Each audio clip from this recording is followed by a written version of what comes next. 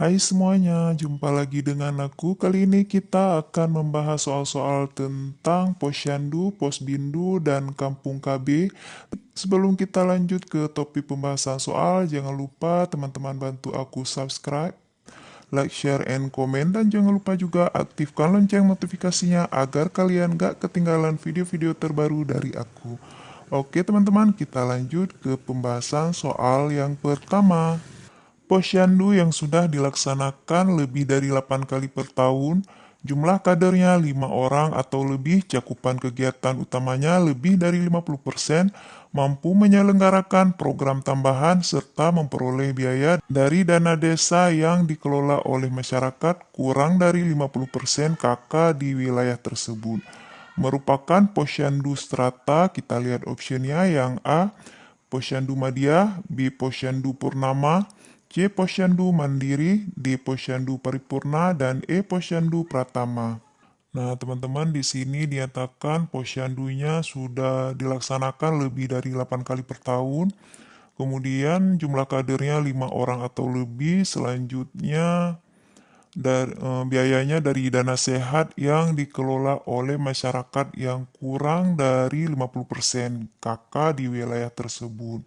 Jadi berdasarkan tingkat perkembangannya, posyandu itu dibagi ke dalam 4 strata. Yang pertama, posyandu pratama. Ini merupakan posyandu tingkatan yang paling dasar dalam strata posyandu. Kegiatan bulanan posyandu belum terlaksana secara rutin. Jumlah kader kurang dari 5 orang. Kemudian yang kedua, posyandu madya.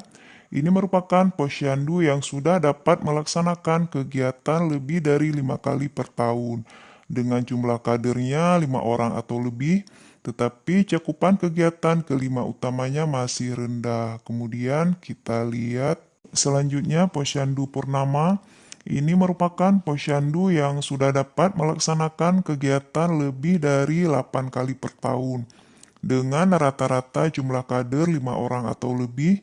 Kemudian cakupan kegiatan utamanya lebih dari 50%, mampu menyelenggarakan program tambahan serta memperoleh biaya dari dana sehat yang dikelola oleh masyarakat kurang dari 50% KK di wilayah tersebut. Kemudian yang keempat, posyandu mandiri.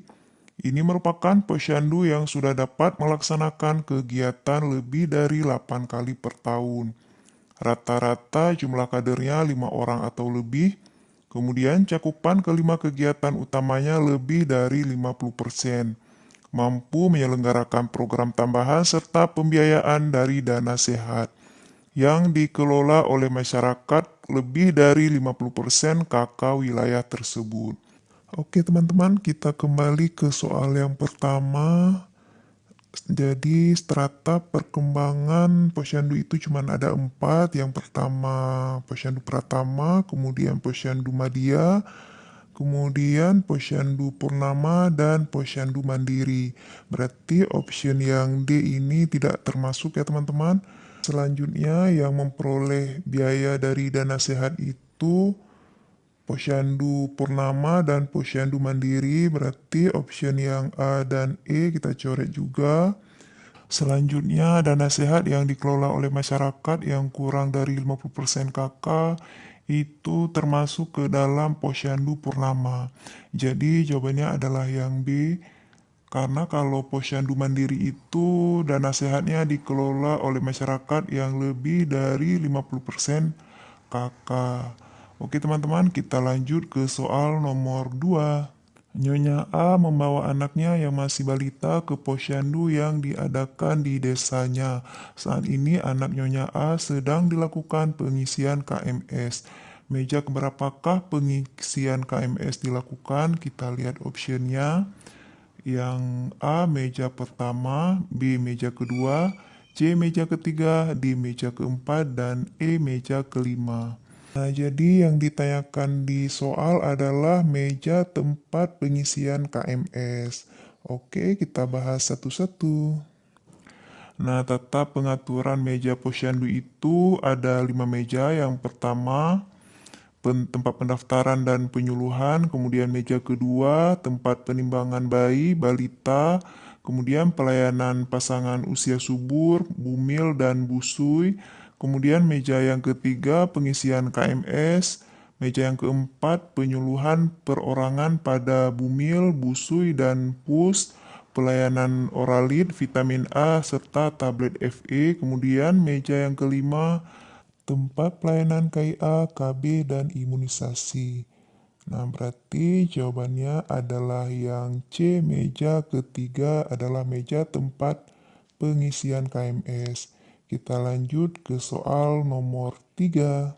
Pemberian makanan tambahan atau PMT di Posyandu merupakan bagian dari pelayanan. Kita lihat optionnya yang A, gizi, B, KIA, C, KB, D, penanggulangan diare, dan E, imunisasi. Ini udah jelas ya teman-teman, jawabannya adalah yang A, pelayanan gizi. Karena kalau KIA itu adalah pelayanan yang berhubungan dengan kesehatan ibu dan anak. Kalau KB itu yang berhubungan dengan alat-alat kontrasepsi, kemudian penanggulangan diare, itu seperti pemberian oralit, kemudian imunisasi ini berhubungan dengan pemberian imunisasi pada anak. Kita lanjut ke soal nomor 4. Di bawah ini merupakan strata perkembangan dari Posyandu kecuali kita lihat optionnya yang A, Posyandu Purnama, B, Posyandu Mandiri, C, Posyandu Madya, D, Posyandu Paripurna, dan E, Posyandu Pratama. Ini udah aku bahas ya tadi teman-teman di soal yang sebelumnya. Jadi Posyandu itu dibagi menjadi 4 strata berdasarkan perkembangannya. Yang pertama itu Posyandu Pratama, kemudian yang kedua Posyandu Madya, yang ketiga Posyandu Purnama, dan yang keempat Posyandu Mandiri. Jadi di soal nomor 4 ditanyakan yang tidak termasuk ke dalam strata perkembangan Posyandu. Jadi jawabannya adalah yang D, Posyandu Paripurna. Kita lanjut ke soal nomor 5. Pengukuran tekanan darah, glukosa darah, dan kolesterol pada pospindu PTM dilakukan pada meja yang kita lihat optionnya yang A, meja pertama, B, meja kedua, C, meja ketiga, D, meja keempat, dan E, meja kelima. Nah, ini dia alur kegiatan pospindu PTM. Itu meja pertama adalah tempat pendaftaran, meja kedua wawancara, meja ketiga pengukuran tinggi badan, berat badan, IMT, serta lingkar perut atau lingkar lemak. Kemudian yang meja keempat itu tempat pemeriksaan tekanan darah, glukosa darah, dan kolesterol. Berarti ini jawabannya teman-teman di meja keempat. Kemudian kita lihat meja kelima adalah tempat edukasi dan konseling. Berarti jawabannya adalah yang D, meja keempat. Kita lanjut ke soal nomor 6. Sasaran Posbindu PTM adalah seluruh masyarakat yang sehat dan beresiko, yang berusia mulai dari, kita lihat optionnya yang A, lebih dari 20 tahun, B, lebih dari 17 tahun, C, lebih dari 15 tahun, D, lebih dari 30 tahun, dan E, lebih dari 35 tahun. Jadi teman-teman, Posbindu PTM itu merupakan kegiatan pengendalian faktor risiko PTM melalui pemberdayaan masyarakat. Sasaran program ini ditunjukkan kepada seluruh masyarakat sehat dan berisiko yang berusia mulai dari 15 tahun ke atas. Jadi jawabannya adalah yang C, lebih dari 15 tahun. Kita lanjut ke soal nomor 7.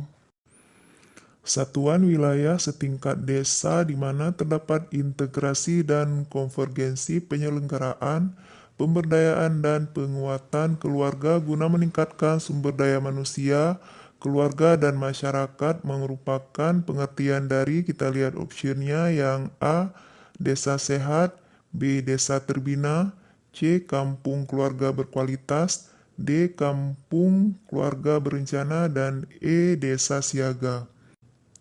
Ini jawabannya adalah yang C, kampung keluarga berkualitas, atau disingkat dengan kampung KB. yang merupakan satuan wilayah setingkat desa, di mana terdapat integrasi dan konvergensi penyelenggaraan pemberdayaan dan penguatan keluarga dalam seluruh dimensinya guna meningkatkan kualitas sumber daya manusia, keluarga, dan masyarakat. Kita lanjut ke soal yang terakhir. Yang bukan merupakan sasaran kampung KB adalah, kita lihat opsinya, yang A. Kabupaten, B. Kecamatan, C. Desa atau Kelurahan, D. RT, dan E. RW.